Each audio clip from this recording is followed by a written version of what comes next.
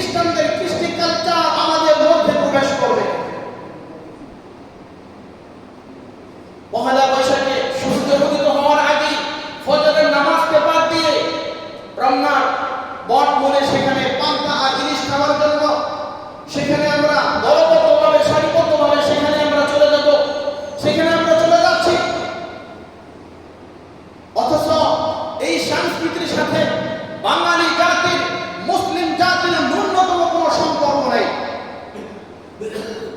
এটা নিতান্তই অমুসলিমদের কৃষ্টি কালচার, হিন্দুদের কৃষ্টি কালচার, অমুসলিমদের আচার আচরণে আজকে আমরা এতই লিপ্ত হয়েছি, এতই মগ্ন হয়েছি।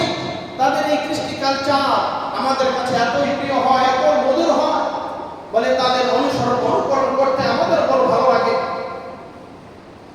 আরে ভাই, ইহুদি খ্রিস্টানরা আজকে আমাদের পরনের যে পোশাক ছিল, লেবাস ছিল, ইহুদি খ্রিস্টানদের আমাদের লেবাস পোশাক কিনে নিয়ে আমাদেরকে প্যান্ট শার্ট কোট আমাদেরকে এক উপহার দিয়েছে। আমাদের চেহারা আল্লাহ রাসূলের যে সুন্নাত ছিল, আমাদের চেহারা থেকে দাড়ি মুছে মিটিয়ে দিয়ে আজকে আমরা আমাদেরকে তাদের মতো আজকে করে করতেছে। ধর্মে কর্মে সব কিছু আজকে মুসলমান জাতি আজকে তাদের অনুসরণ অনুকরণ করতেছে। এই দিনকে কেন্দ্র করে মুসলিম তরুণ তরুণী যুবক যুবতী যেই পরিমাণ গুনাহের সয়লাবের মধ্যে লিপ্ত হচ্ছে, গুনাহের কাজে যেই পরিমাণ মুসলমানের সন্তান জর্জরিত হচ্ছে, ঘোষণা করেন, ইয়া আইয়ুহাল্লাযীনা আমানু লা তাত্তাখিযুল ইয়াহুদা ওয়ান নাসারা আউলিয়া। হে ঈমানদারগণ, তোমরা ইহুদি খ্রিস্টানদেরকে বন্ধুরূপে গ্রহণ করো না। বা'দুহুম আউলিয়াউ বা'দ, তারা পরস্পর একে অপরের বন্ধু। ওমান ইয়াতাওয়াল্লাহু মিনকুম ফাইন্নাহু মিনহুম, আর তোমাদের মধ্য থেকে যারাই তাদেরকে বন্ধুরূপে গ্রহণ করবে তারা তাদেরই দলভুক্ত হবে, অন্তর্ভুক্ত হবে। ইন্নাল্লাহা লা ইয়াহদিল কওমাল যালিমিন, নিশ্চয়ই আল্লাহ জালিম সম্প্রদায়কে আল্লাহ পছন্দ করেন না। এই হলো আয়াতে কারিমার তর্জমা। আল্লাহ রাব্বুল আলামিন সর্বপ্রথম ঈমানদারদেরকে, মুসলমানদেরকে, আল্লাহ মুমিনদেরকে সম্বোধন করে আল্লাহ আদেশ করেছেন, ইয়া আইয়ুহাল্লাযীনা আমানু, হে ঈমানদারগণ, হে বিশ্বাসীগণ, লা তাত্তাখিযুল ইয়াহুদা ওয়ান নাসারা আউলিয়া, ইহুদি খ্রিস্টানদেরকে তোমরা বন্ধুরূপে গ্রহণ করো না। তাহলে ইহুদি খ্রিস্টান যারা, এরা ইসলাম এবং মুসলমানের চরম শত্রু, তারা ইসলামের দুশমন, তারা মুসলমানদের দুশমন। বা'দুহুম আউলিয়াউ বা'দ, এবং তারা পরস্পর তাদের মধ্যে যতই মত পার্থক্য মতভেদ দেখা দেয় না কেন, তারা পরস্পর একে অপরের বন্ধু। মুসলমানের সাথে যখন ঝগড়া বিবাদে লিপ্ত হয়, বিদ্বেষ পোষণ করে, তখন তারা কখনো মুসলমানদের পক্ষ নিয়ে কথা বলে না। তখন এক দল আরেক দলের সাথে, তাদের এক গোষ্ঠী আরেক গোষ্ঠীর সাথে সম্মিলিতভাবে, দলবদ্ধভাবে, ঐক্যবদ্ধভাবে মুসলমানদের উপর আক্রমণ করে। এই জন্য আল্লাহ বলতেছেন, তাদের কৃষ্টি কালচার, তাদের আচার, তাদের অনুসরণ অনুকরণ তোমরা কখনোই করবে না। দুইটি বিষয় আজকে আলোচনা হবে, সংক্ষিপ্ত আমার এই আলোচনাগুলো হবে। এই আয়াতের আলোকে আগে কয়েকটি বিষয় বুঝেন। পুরা পৃথিবীতে ইহুদি খ্রিস্টান, অপরদিকে মুসলিম জাতি মুসলমান, ঠিক তেমনি ভাবে বাংলাদেশের যে সকল মুসলিম জনতা, তাওহীদি জনতা বসবাস করে, আর হিন্দু ধর্ম অন্যান্য ধর্মের অবলম্বী যারা এই দেশে বসবাস করে, বলে যদিও তারা জাতীয়ভাবে তারা এক জাতি অর্থাৎ মানুষ, কিন্তু ধর্মে কর্মে কাজে কর্মে কখনো মুসলমান আর বিধর্মীদের আমল কাজ কর্ম এক হতে পারে না। মুসলমানদের সেটাও হচ্ছে ভিন্ন। আজকে অত্যন্ত আফসোসের সাথে দুঃখের সাথে এই কথা বলতে হয়, আমরা মুসলিম হিসাবে আজকে আমরা নিজেদেরকে দাবি করি, কিন্তু আমরা ইহুদি খ্রিস্টানদের পশ্চিমাদের কৃষ্টি কালচার আজকে আমাদের ভিতরে প্রবেশ করতেছে। কোরআনে কারিমে আল্লাহ রাব্বুল আলামিন সূরা বাকারার 208 নম্বর আয়াতে আল্লাহ তাআলা ঘোষণা করেছেন, ইয়া আইয়ুহাল্লাযীনা আমানু দুখুলু ফিস সিলমি কাফা ওয়া লা তাত্তাবিউ খুতুওয়াতিশ শাইতান ইন্নাহু লাকুম আদুউম মুবিন। আল্লাহ তাআলা এখানে ঈমানদারদেরকে সম্বোধন করে আল্লাহ বলেছেন, ইয়া আইয়ুহাল্লাযীনা আমানু, হে ঈমানদারগণ, উদখুলু, তোমরা প্রবেশ করো, অন্তর্ভুক্ত হও, দলভুক্ত হও, ফিস সিলমি কাফা, ইসলামের মধ্যে তোমরা ইসলামের পরিপূর্ণ অন্তর্ভুক্ত হও, দলভুক্ত হও, ইসলামের পরিপূর্ণ তোমরা প্রবেশ করো। বিস্তারিত আলোচনার বেশি সময় নেই, সংক্ষেপে কয়েকটি কথা বলবো। এখানে উদখুলু ফিস সিলমি, এই সিলমুন শব্দটি একটা হলো সালমুন, একটা হলো সিলমুন, দুইটি অর্থ এখানে দুইটি অর্থে ব্যবহৃত হয়। যদি সিলমুন হয় তাহলে তার অর্থ হবে ইসলাম, আর সালমুন হলে তার অর্থ হবে শান্তি। সকল সাহাবায়ে কেরাম এই বিষয়ে একমত পোষণ করেছেন।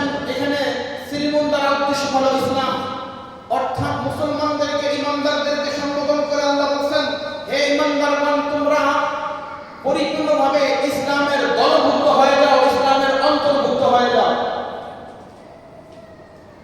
অর্থাৎ আমার হাত, পা, চোখ, কান, মন, মস্তিষ্ক সব কিছু একমাত্র ইসলামের জন্য, দ্বীনের জন্য, আল্লাহ তাআলার আনুগত্যের মধ্যে যেন হয়। বিষয়টা যেন এমন না হয় আমার হাত, পা, চোখ, কান, অন্যান্য অঙ্গ প্রত্যঙ্গ দ্বারা আমি ইসলামের কাজ করতেছি, ইসলামের কাজ আমার দ্বারা সম্পাদন হচ্ছে, কিন্তু আমার মন মানসিকতা এই দিকে উদাসীন। অনেক সময় কোনো কাজ করি হাতের মাধ্যমে, কিন্তু মন থেকে চায় না, মস্তিষ্কে ধরে না। আল্লাহ বলতেছেন বিষয়টা যেন এমন না হয়, বলে সব কিছু যেন একমাত্র আল্লাহ তাআলার আনুগত্যের মাধ্যমে হয়। ঠিক অপরদিকে মানুষের কোনো কাজকর্ম কলব দ্বারা করে, দিল দ্বারা করে থাকে, মস্তিষ্কে দ্বারা করে থাকে, কিন্তু হাত, পা, অন্যান্য অঙ্গ প্রত্যঙ্গের মাধ্যমে সেই কাজগুলো তারা করতে চায় না। যদিও করে কোন রকম নামে মাত্র নামকে আশ্রয় এই কাজগুলো করে। এজন্য আল্লাহ তাআলা বলতেছেন, হে ঈমানদারগণ, তোমরা ইসলামের মধ্যে পরিপূর্ণভাবে তোমরা ইসলামের মধ্যে প্রবেশ করো। ইসলামের যে বিষয়টা আমার কাছে ভালো লাগলো সেটাই আমি মেনে নিলাম, সেটাকে আমি সাদরে গ্রহণ করলাম। আর ইসলামের যে বিধান আমার কাছে ভালো লাগে না, আমার মনের চাহিদার বিপরীত হয়, বলে সেই বিষয়ে আমি মানি না, সেই বিষয়ে আমি মানতে রাজি না, বলে এটার নাম ইসলাম নয়। ইসলাম তো এমন এক পূর্ণাঙ্গ জীবন বিধানের নাম। আল্লাহ তাআলার যত বিধান আছে সমস্ত বিধানকে রাখতে হবে মাথার উপরে, আর আল্লাহ রাসূলের আনুগত্য ছাড়া, বিধান ছাড়া অন্য যত কার্যকলাপ আছে সব রাখতে হবে পায়ের পদতলে। তাহলে কোরআনের যে বিধান, ইসলামের যে বিধান, এটা আমার মন মতো হোক, আমার মনের বিপরীত হোক, আমার চাহিদার বিপরীত হোক, যেটাই হোক না কেন, বলে ইসলামের যে বিধান, এই বিধান আমাকে মানতে হবে, এই বিধান আমার জন্য মানা ফরজ আইন। এজন্য আল্লাহ রাব্বুল আলামিন কোরআনে কারিমে ঘোষণা করেছেন, হে ঈমানদারগণ, তোমরা ইহুদি খ্রিস্টানদের অনুসরণ করবে না। এই তো সামনে আসতেছে পহেলা বৈশাখ। এই পহেলা বৈশাখে মুসলমানের সন্তান, আমরা মুসলিম জাতি, আমরা বীরের জাতি, আমরা সিংহের জাতি, কিন্তু আজকে মুসলমান নিজেদেরকে দাবি করে ইহুদি খ্রিস্টানদের কৃষ্টি কালচার আমাদের মধ্যে প্রবেশ করবে। পহেলা বৈশাখে সূর্য উদিত হওয়ার আগে ফজরের নামাজকে বাদ দিয়ে রমনার বটমূলে সেখানে পান্তা আর ইলিশ খাওয়ার জন্য সেখানে আমরা দলবদ্ধভাবে, সারিবদ্ধভাবে সেখানে আমরা চলে যাব, সেখানে আমরা চলে যাচ্ছি। সাথে বাঙালি জাতির, মুসলিম জাতির ন্যূনতম কোনো সম্পর্ক নেই।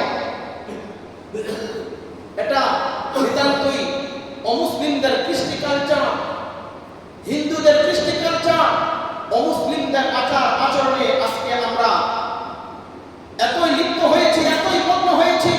তাদের এই কৃষ্টি কালচার আমাদের কাছে এতই প্রিয় হয়, এত মধুর হয়, বলে তাদের অনুসরণ অনুকরণ করতে আমাদের বড় ভালো লাগে।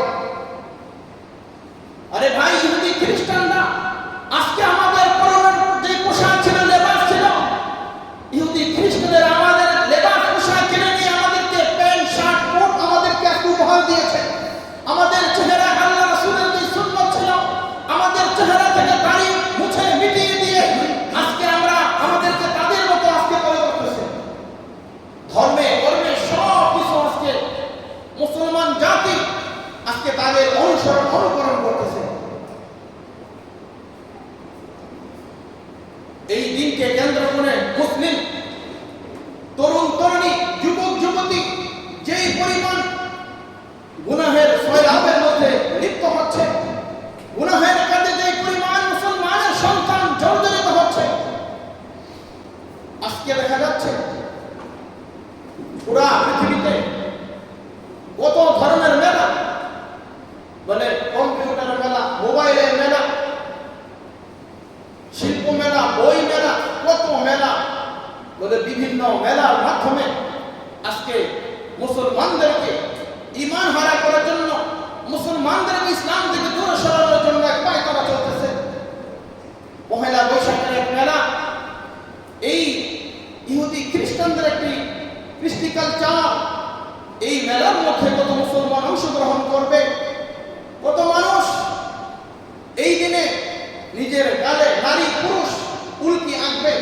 রাসূলুল্লাহ সাল্লাল্লাহু আলাইহি ওয়াসাল্লাম স্পষ্ট হাদিসের বর্ণনা, লাআনা রাসূলুল্লাহ সাল্লাল্লাহু আলাইহি ওয়াসাল্লাম, আল্লাহ রাসূল সাল্লাল্লাহু আলাইহি ওয়াসাল্লাম বলেছেন যে ওই মহিলার জন্য লানত, যেই মহিলা নিজের গালে উল্কি আঁকে এবং নিজে উল্কি আঁকায়, এই সকল মহিলাদের জন্য, এই সকল নারী পুরুষদের জন্য, তাদের জন্য আল্লাহ রাসূল লানত করেছেন, অভিশাপ দিয়েছেন তাদের জন্য।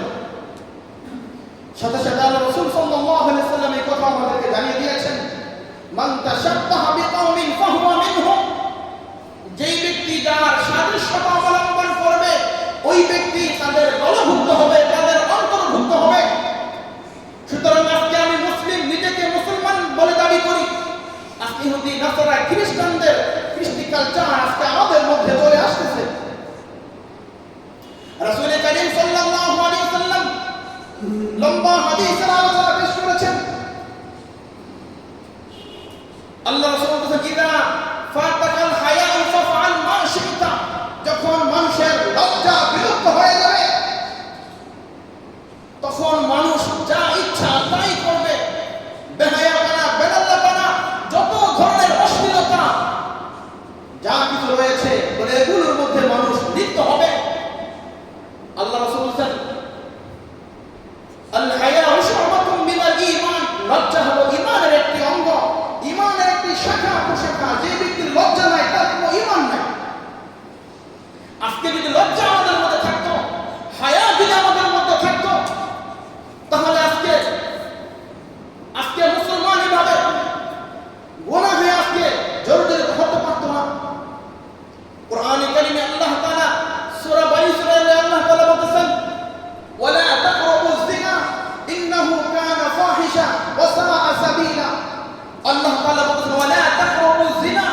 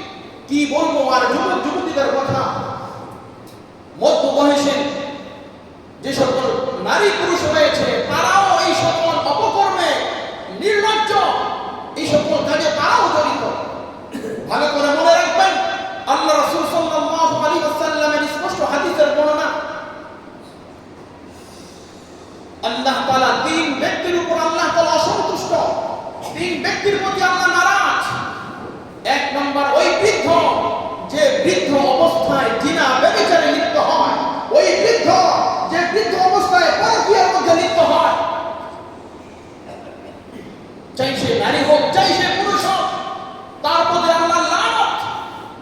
দ্বিতীয় নাম্বার হলো ওই ফকির, যেই ফকির ফকির হওয়া সত্ত্বেও গর্ব অহংকার প্রকার করে।